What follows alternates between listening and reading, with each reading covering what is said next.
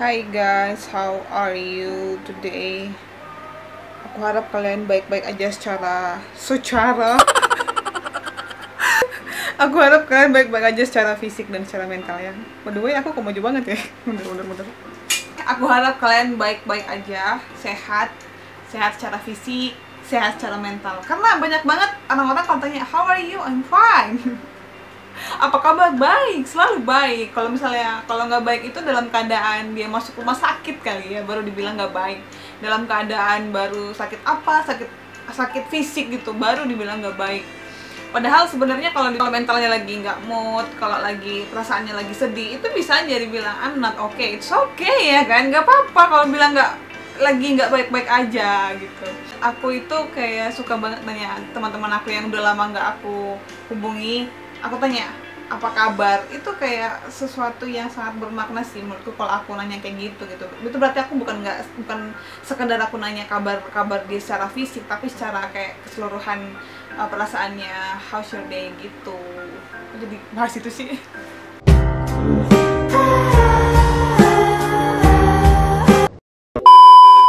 Oke, jadi sesuai judulnya, belajar bahagia. Di sini aku sharing ke kalian bukan berarti aku itu orang yang paling bahagia, orang yang sangat mengerti tentang kebahagiaan. No, di sini aku sharing kita sama-sama belajar bahagia. So, mari kita mulai dengan yang pertama. Yang pertama yaitu self love, mencintai diri sendiri. Mencintai nasibmu, mencintai takdirmu. Mencintai takdir tuh bukan berarti kita pasrah ya dengan takdir kita, nasib kita, bukan berarti kayak gitu. Tapi kita lebih kayak menerima diri kita padanya. Guys, tunggu dulu ya, ini panas banget soalnya. Oke, matikan. Oke, dan yang kedua itu adalah cari tahu hal baik tentang dirimu dan fokus di situ. Nah, kita seringkali selalu merasa sedih, selalu merasa galau, selalu merasa nggak punya pencapaian, kayak nggak merasa berharga, kayak kita tuh nggak ada gunanya hidup. Karena kita fokus sama kelemahan kita, karena kita fokus sama masa lalu kita yang menjadikan itu trauma di masa sekarang. Jadi kita itu sekarang mending fokus di hari ini, fokus pada kelebihanmu, fokus pada hal-hal baik dari dirimu, dan itu akan membuat kita lebih bersyukur tentunya. Yang ketiga yaitu berdamai dengan diri sendiri, berdamai dengan masa lalu. Wah, ini berat banget. Ini yang paling susah nih. Berdamai dengan masa lalu itu kayak ada luka batin, ada trauma, dan itu selalu menghantui kita.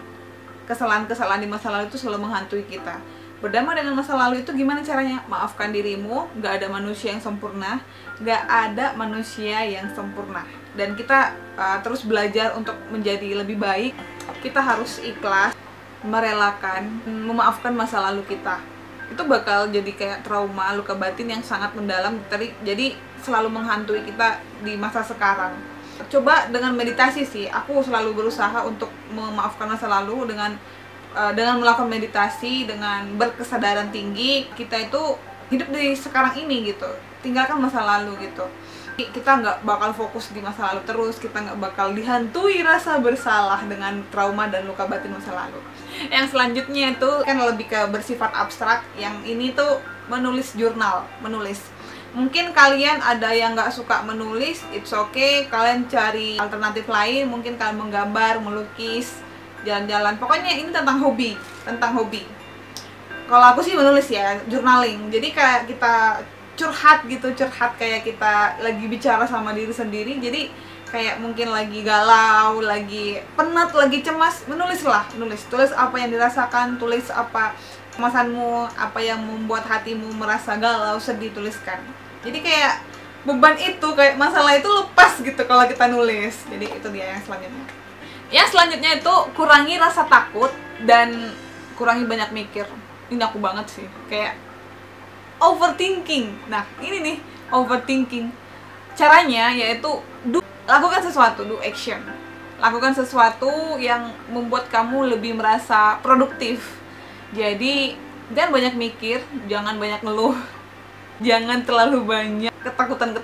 Kamu lakukan sesuatu yang membuat kamu merasa produktif, yang membuat kamu merasa hari ini lebih bermakna, hari ini lebih kamu punya pencapaian gitu. Karena aku pribadi kalau misalnya satu hari itu nggak ngelakuin hal-hal yang produktif, aku merasa bersalah. Aku merasa hari itu kayak terlewati gitu aja tanpa sesuatu yang bermakna gitu. Jadi kayak contohnya hal-hal apa yang membuat aku produktif yaitu dengan membuat konten ini dan menulis. Itu dia. Dan yang selanjutnya, untuk belajar bahagia kita harus menurunkan ekspektasi. Ini poin paling aku suka. Ini poin paling membuat hidup kita santuy. Turunin ekspektasi. Turunin ekspektasi itu bukan berarti kita nggak punya harapan ya, nggak berharap, nggak berpengharapan gitu ya.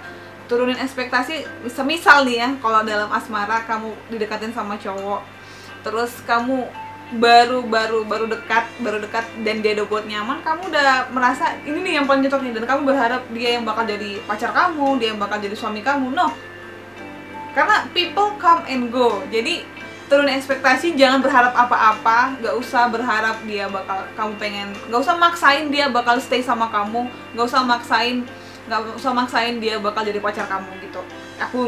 Itu pengalaman pribadi aku juga sih.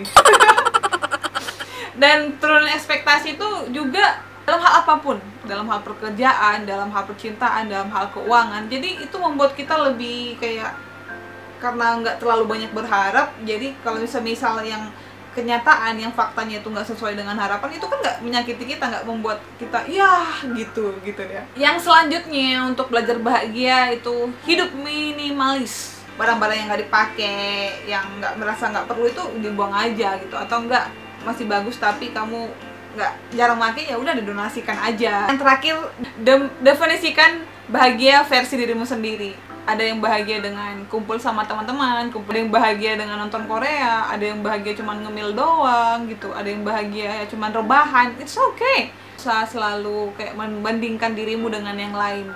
Dan definisikan juga sukses versi dirimu sendiri. Ini juga penting banget. Jangan mencoba untuk menjadi orang lain. Jadilah dirimu sendiri. Buat apa punya gaji tinggi, buat apa punya subscriber, followers yang banyak, buat apa populer, terkenal tapi nggak bahagia, tapi bisa, karena banyak itu ya, orang-orang semakin tinggi semakin stres, semakin depresi. Kayak orang-orang Korea, banyak banget yang bunuh diri di atas kepopulerannya. Oke guys, jadi itu dia tips dari aku untuk kita sama-sama belajar bahagia, supaya mental kita lebih sehat, pikiran kita lebih jernih, dan tentunya kita lebih mempunyai hidup yang lebih bermakna, lebih produktif, dan lebih bahagia tentunya. So, thank you for watching. Jangan lupa subscribe dan jangan lupa bahagia. Bye-bye!